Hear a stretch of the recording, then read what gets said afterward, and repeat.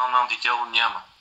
Има ли друго моноклонално антитяло, което да покаже, че ние, патолозите, може да диагностицираме коронавирусната инфекция на аутопсия, на биопсия?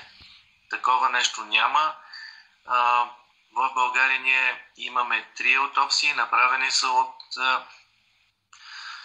доктор Ния Сърбянова. Тя е завеждащ отделение по клинична патология на Пирогов, изключително качествен патолог, изключително знаещ и можещ.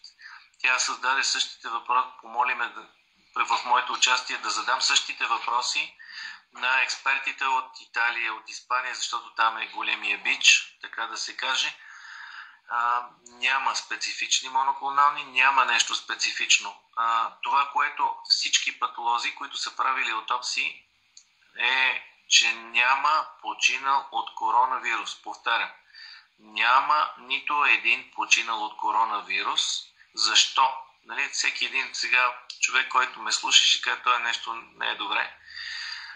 Имаме си критерии и стандарти при поставяне на диагнозите, както на биопсичен материал, така и на некропсичен при аутопсии. Протоколите казват следното: първично заболяване, вторично заболяване, третично заболяване, причина за смърт.